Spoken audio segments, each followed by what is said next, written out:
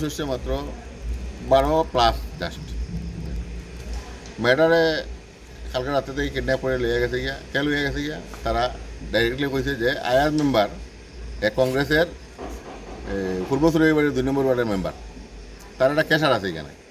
তো এই কেশারে যে আসামি ছেলেটা, তার নাম হলো শরীফ, তার বাবার নাম আমি জানি না। তো এই ছেলেটা কিডন্যাপ করছে, তার মায়ে আমার কইছে। হওয়ার পরে আমি কইছি ঠিক আছে তোমরা একটা এফআইআর করো।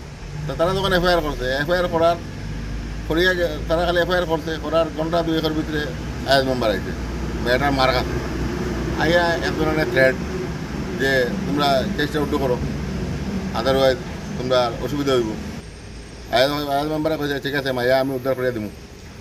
বালিছড়ার দিকে একটা নাম জায়গা আছে কিতা কুলিছড়া লইয়া গেছে। কুলিছড়া লইয়া গিয়া মেয়েটা কই আছে সপ্তাহে মানে ডিরেকশন দিয়েছে, দেওয়ার পরে কইছে মেয়েটা আমাদের কাছে মেয়েটারে গিয়ে লইয়া আয়। তারা গিয়া মেয়েটারে লইয়া আইছে, লইয়া আইয়া পুলিশে জানানি হয়েছে। পুলিশের কেন মেয়ে উদ্ধার করার ব্যাপারে কোনো ভূমিকা আছে বলিয়া তো আমার কোনো মনে হয় না। মেয়েটারে লইয়া যখন আমরা থানাতে আবার আলোচনা করছি, কইছে আপনারা থানাতে আনছে। আমি মনে করি যে আসামি শরীফ যে মেয়েটারে কিডন্যাপ করে লইয়া গেছে, তো এখানে আয়াজ মেম্বার দেখে সারা মালিক হে মানে পুঙ্খানুপুঙ্খভাবে জড়িত।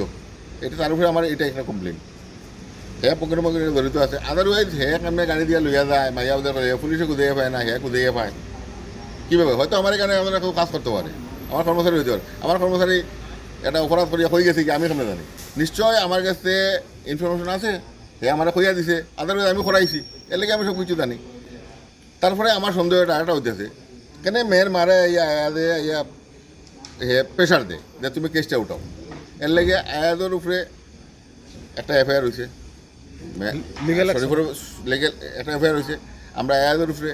এবং যে আসামি মেয়েটা নিয়ে গেছে 12 বছরের একটা মেয়ে, খুবই দুঃখজনক ঘটনা। তখন আমরা কথা হয়েছে কি এখানে যে আসামি আছে শরীফ, আয়াজ এটারে লিড করছে, আয়াজ সহ আমরা লিগেল অ্যাকশন লাগে। আদারওয়াইজ হ্যাঁ আমরা আন্দোলন করব।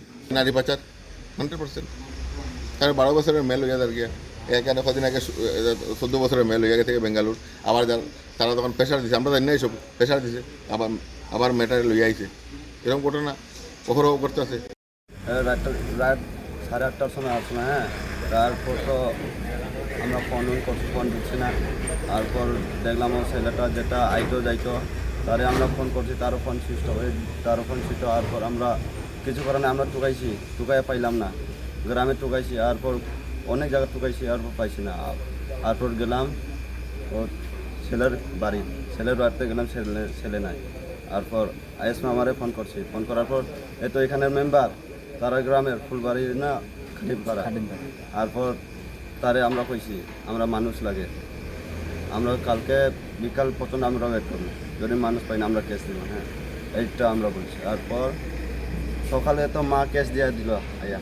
তারপর বিকাল হওয়ার পর যেটা আমরা কইছি এত আইসি, আমরা আয়া খবর দিছি আমরা এরকম মানুষ কোনখানে আছে, আমরা লোকেশন পাইছি, চলো। তো আমরা গেলাম, যাওয়ার পর তো আমি আরে রাস্তাতে আমরা তো লামি গেছি, মাইয়াতে একটু না দিকে। তারপর ও বাই গেছি, পুরো বাড়িতে গিয়ে নিয়ে আসি। হাইস মামার গাড়িতে আমরা গেছে ওখানে, তো তারা আধা রাস্তাতে কমপ্লেন করা হয়েছে, এর জন্য এটা আমরা নিয়ে গেছি।